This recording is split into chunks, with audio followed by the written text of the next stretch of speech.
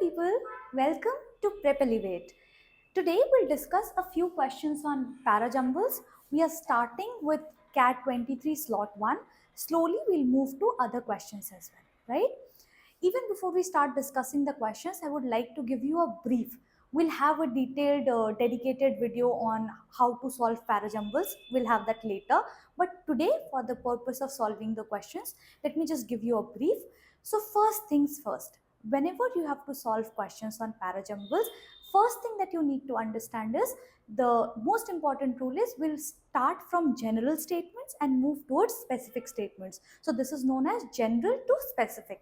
So let's say you have the name of a person in any of these statements, and then later there's a pronoun to describe that person, correct? So obviously the sequence should be, you should start with the name of the person and then you should go towards the qualities or where the pronoun is used. One very simple example could be, when we are discussing about a person, then let's say the person took a vacation, then he came back using a specific mode of transport, so on and so forth. Next rule that you could remember is, let's say something that is time based. So always we try and move from the older or ancient years to the more recent years, right? This is very prominent for chronology related questions. So let's say if you're discussing something about yesteryears and then you're discussing something about the present 21st century, so that is how the sequence is going to flow. Third rule that you could remember for Parajumbles is, don't start looking for the opening statement immediately, right? It might be a very deceptive approach. Almost every statement that you read, it could feel like, this could be the starting statement. Yahan se hum log start kar sakte hain. You could feel like that. So instead of just looking for the opening statement, concluding statement, look for pairs. Once you have those pairs, then start arranging them, right, in a particular order. So let us now start with the questions. Okay, so we have the first question on the screen. So I'll just step aside and allow you to have a good look at this question. You could probably take a screenshot or pause the video for a while to have a good look at the question and then come back and look at the explanation bit, right? Okay. Now, before we start with any question, what is important? Let me look at the words. Are they familiar? Second, let me look at the length of the sentences. If words are simple, the topic is familiar, the language is familiar, it's very easy for me to attempt those questions. If the length is shorter, it is very easy for me to comprehend. And under exam scenarios, I'll always look for questions which are simpler, and the length of the statements is also, it's not extremely lengthy, right? So let me look at this question now. I am randomly scanning, okay? No specific rule, just trying to look at what words are given. Algorithms, biases, algorithmic bias. Always remember, when there are quotes, our eyes tend to go towards those words. So algorithmic bias is what I have found. I have found data, training data, algorithms. Okay, so this looks like it has something to do with data, AI, algorithms. AI biases again, so probably something about biases. A lot of times this word I'm looking at, biases, right? The last statement has words like advent of AI. Advent is, the beginning. Geography, spread over. So usually when it is spread over, so probably we are looking at impact. See, this is the word impact. Okay, more or less this looks like a good question that I could attempt, definitely. But then statement 2 and 3, they are pretty lengthy, right? So this may not be the Parajumbles that I start with, okay, but I'll definitely keep it under consideration. Okay, so let us now discuss in depth. Okay, algorithms hosted on the internet are accessed by many. So biases in AI models have resulted in much larger impact, adversely affecting far larger groups of people, right? So the first statement looks like a very generic statement. Probably I'm trying to introduce the topic. This could be the beginning statement, but I don't know for now. All I know is it looks like a very generic statement where we're talking about, that algorithms are accessed by many. So definitely there are biases, right? Discriminations, there are biases, and it affects large groups of people. Second statement, Though algorithmic bias is the popular term, so here I'm looking at something which is very specific. I am talking about a terminology, right? Very technical. The foundation of such bias is not in algorithms but in the data. Okay, name is algorithmic bias, but it says that foundation of such bias is not in algorithms. This bias is not created due to algorithms, it is actually created due to data. Algorithms are not biased, data is. So we are trying to explain it. What do I mean by when I say that this is not a proper term to describe? What I mean is algorithms are not biased, data is biased. Okay, as algorithms merely reflect persistent patterns that are present in the training data. Okay, these days we are very active on social media, correct? We all know what algorithm means, we all know what AI means. What happens is, whenever there is a particular pattern of data, your algorithm tries to catch that. That means you start seeing similar videos, right, which appears under the recommendations. So this statement actually reflects that the term given is algorithmic bias, right? It seems like there is a bias in the algorithm, but actually the bias is present in the data and not in the algorithm, correct? So depending on what data is present, accordingly we are we see some patterns, and algorithms just reflect the pattern. Okay, they are not directly biased, data is biased, right? Statement 3, despite their widespread impact, it is relatively easier to fix AI biases than human generated biases. So this again takes a turn where we are trying to talk about that obviously there is impact. Whenever there is bias, there is an impact of the bias, but still relatively, comparatively, it is easier to fix AI biases compared to human generated biases, as it is simpler to identify the former than try to make people unlearn behaviors learned over generations. I'll simplify the statement for you. What this means? That means, let's say I like videos which are, let's say, related to cooking, right? So my feed has a lot of these cooking related videos, correct? Now, my YouTube captures this and it recommends me more and more videos which are related to cooking. So that is my pattern of behavior, correct? Now, for any algorithm which catches this, it is easier to identify that this algorithmic bias lies actually in the data. Okay, it's, you cannot change my behavior, you cannot change the behavior of the user. So that is what we are trying to explain, that it is simpler to identify if there are any biases in AI. If any biases are being generated by the machine itself, it is easier to identify. But if there is a bias in the behavior of the user, so let's say people for example, then it is very difficult to identify that, because it is very difficult to make people unlearn behavior that they have developed over generations. So we all try and we just behave in a particular manner. So human generated bias, very difficult to correct. AI biases, comparatively easier to correct, right? The impact of biased decisions made by humans is localized and geographically confined. Okay, so let's say if I have to compare the impact of biases made by humans and made by a system, let's say made by AI, it is geographically confined. But with the advent of AI, so with AI coming into picture, the impact of such decisions is spread over a much wider scale. Okay, perfect. So इस statement से हमें क्या पता लग रहा है? इस statement से हमें ये पता लग रहा है कि biases are present both in AI and as far as human behavior is concerned. But what is the extent of impact? क्या difference है impact में? Humans, when they that there is a bias because of behaviors of human, biased decisions made by human, it is localized. Okay, so the your ambit of impact, that is localized, that is geographically confined, so there is a restrictive boundary. But as far as when you combine it with the advent of AI, the impact of such decisions is spread over a much wider scale. So let's say as a human being, if there's a particular behavior, you tend to behave in a particular way, the impact is very localized. But then if your behavior is captured by AI and millions of such users and their behaviors are captured by AI, that results in bias, and that impact is spread over a much wider scale. Okay, I have understood the story, but the problem that is happening with this is I am not finding a lot of connector words. That means I immediately cannot start making connections. So under exam scenarios, definitely I would categorize this as a medium question, a medium level difficulty, or even it might really be a difficult one to a tough nut to crack for that matter, right? Because I'm not immediately finding any connectors.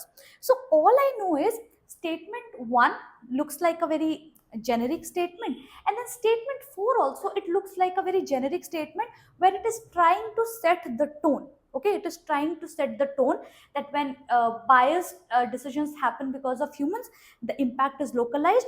But with the advent of AI, let's say AI coming into picture, the impact is spread over a much wider scale. Now, one thing I have understood is statement 4 and 1 are connected. They have a similar sense. That is what they are trying to expand on. So if I decide to start with 4, okay, let's say I start with 4, I take it as a generic statement, and then I proceed to 1, it starts making sense. So first I discuss about how humans, biased decisions by humans localized, along with AI, far spread. One takes it ahead. Algorithms hosted on the internet are accessed by many. So biases in AI models have resulted in much larger impact, affecting far larger groups of people. So 4 and 1, they look like extensions. Okay, they look like extensions. Correct. Now, if I have to now look at 2 and 3, right? Remember, 2 talks about a particular term. It talks about algorithmic bias. And 1, I have discussed about, how there are biases in AI models. So now I can discuss about this term, that this bias, which we, usually we term it as algorithmic bias, but the bias is not in algorithms, but in data. So I am trying to take a switch now. Okay, I'm trying to take a switch. So first 2 statements, I am talking about the extent of impact. 1 is taking it ahead, and 2 is talking about that this is a term that we use, but actually this term might be a little misleading that way. Okay, so for now, let's say I'm keeping here 2, and then 3. Despite their widespread impact, it is relatively easier to fix AI biases than human generated biases. Okay, so 3 again, it takes a turn. Remember when I was discussing the statements, I spoke about how 3 is slightly it's going in a different direction, where it starts with despite. The despite that is widely spread, still it is easier to fix these biases. So 2 and 3 go together for me. Okay, 4 and 1 talk about extent of impact. 2 gives us a specific term, right? And then 3 is trying to take it ahead. All right. So we have come up with the sequence 4, 1, 2, and 3, right? This seems to be the correct answer because 4 and 1 are closely related, 2 and 3 are closely related. Now, if I try and mess up with this sequence, the entire sequence is going to go wrong. So if I have to just repeat, 4 is a generic, let's say, take it as an opening statement where we are talking about how impact of decision is spread over wide scale. 1 takes it ahead, it explains how, right? So biases have resulted in much larger impact and adversely affecting large groups of people. Then we talk about 2, though algorithmic bias is the popular term. So in 1 we are talking about biases in AI. Here we have come up with a term for that, and we are explaining that this term is slightly deceptive because the bias is actually not in the algorithm, the bias is in the data. And 3 looks like a concluding statement, right? A very generic way to close a paragraph, that despite the impact, it is easier to fix AI biases compared to human generated biases. Again, I'll repeat, this is not a very easy question under exam scenarios. I might want to attempt it after I have attempted all the easier questions on the plate. This is not the one I would like to begin with, right? So let's move to the next question. Okay. So here I think I am looking at comparatively shorter sentences. सबसे पहले मुझे देखकर यही समझ में आया कि space काफ़ी ज़्यादा है, तो sentences छोटे हैं. You know, it is easier for me to comprehend. Okay. So again, the basic drill that we do. Look at keywords. Look at keywords नहीं, just look at words. Randomly scan करने की कोशिश करते हैं question को. So see, quotes, unusual elements, attractive, okay, savage, ठीक है, very social media kind of word I have found. Unfathomable, unfathomable मतलब क्या होता है? Something that you can fathom is something that you can comprehend, something that you can understand. Unfathomable उसका opposite होता है, antonym of that, something that you cannot comprehend, समझ ही नहीं आ रहा है, right? Depravity, very often it has to do with precise amount of mystery. Okay, this looks like, you know, some case we are discussing. Okay, see, maybe criminal cases, okay, these are the words that we used for those.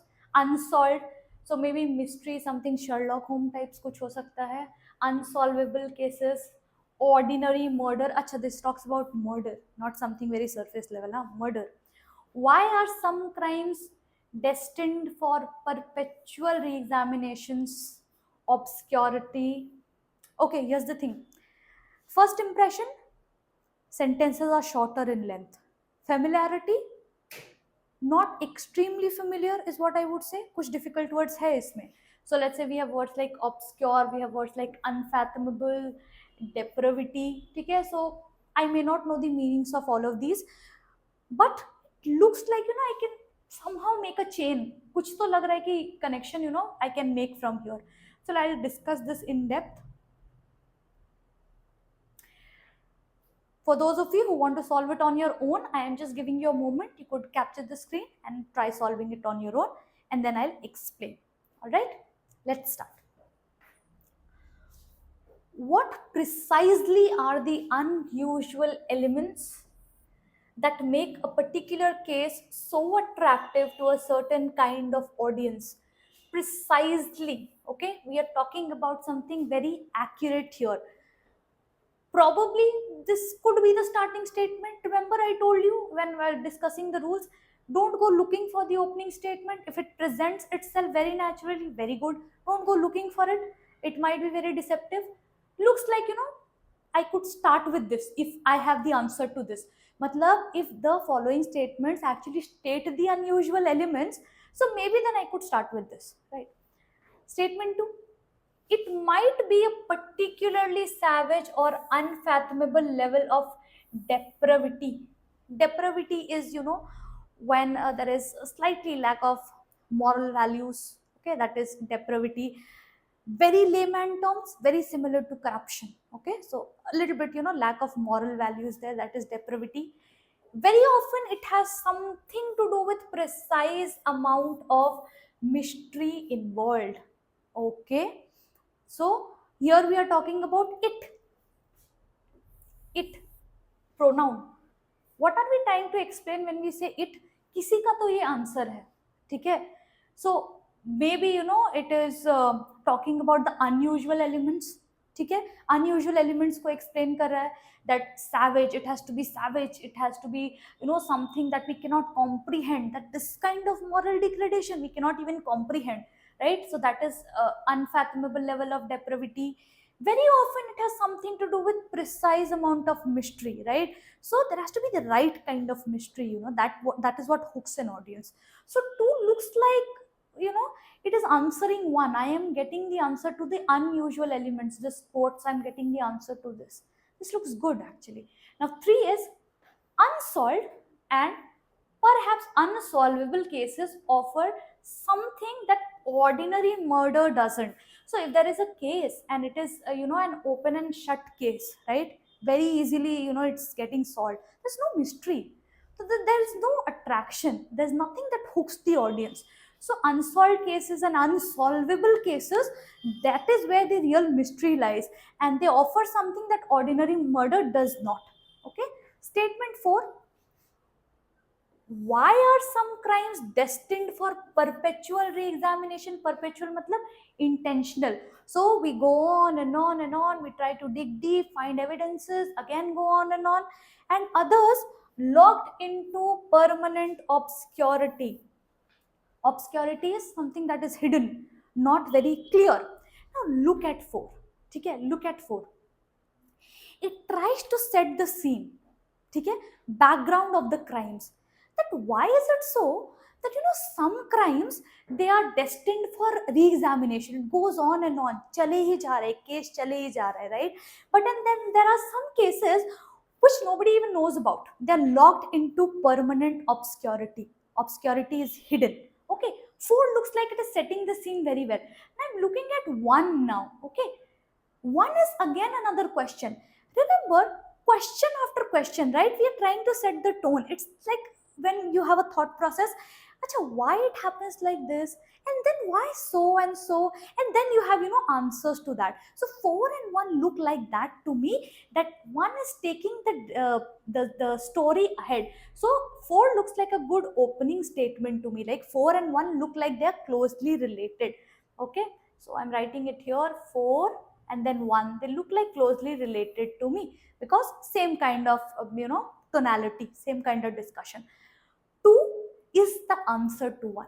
So unusual elements kya hai? Savage, depravity, that also unfathomable level of depravity, and very often with the precise amount of mystery. So 2 is definitely the answer to 1. 1 and 2 for me, they go together. So this is answering the question. 2 is answering the question written in 1. Then obviously I am left with 3, which I put at the very end. So this is a very beautiful question that everybody should have picked up, if you were in this slot, because this is very easy to understand, and a little bit of, if you dig deep, you'll understand this. Only confusion that could occur is, should I begin with 1, should I begin with 4? अगर 1 से start करेंगे ना तो बाकी का sequencing नहीं कर पाएंगे. Correct? So always 4 sentences में usually try looking for those pairs. Pairs यहाँ पे ना very evident pairs are 1 and 2. 1 में question है, 2 उसको answer कर रहा है. So if I like try to start with 1, let's say 1 भी generic लग रहा है, 1 से start करेंगे. So how do you arrange it? Then 1 2 के बाद 4 will not make any sense. So वहाँ पे भी वो structure को preserve करना रहता है. So actually the correct answer is 4 1 2 3. कैसे कैसे link बनेगा? 1 और 2 very easy to understand. अब 3 and 4 में just try and understand. 3 तो starting हो नहीं सकता. I'm not getting any pairs to that. And 4 also looks like a very generic statement to me. अब 4 को अगर कहीं और मैं सजाऊँ ना, if I put it anywhere else, it will not make a lot of sense. ठीक है, the other structure is going to be disturbed. So 4 1 2 and 3, 1 and 2 mandatory pairs, 4 and 3 on the very extremes, just to open and close the paragraph, right? So this was a very interesting question. I enjoyed this question, and for those who got it right when they tried on their own, very good. For those who did not, I hope now you've understood the explanation. Okay, this is not as tedious as the first one. So in comparison, previous question में और इस question में definitely I would go ahead with this. ठीक है? Now I have some task for you people. This is the question for you that I would want you to answer. Try it on your own and please comment the answer in the comment box, and I'll again make a video and I'll discuss the answer to it. All right, so just I'll give you a moment to capture the question. Just take a screenshot or maybe pause the video and try it on your own. So I would want everybody to comment the answer for this in the comment box, and in the next video we'll have a detailed discussion to it. I hope you enjoyed today's session, and we'll come back with more videos. Thank you very much.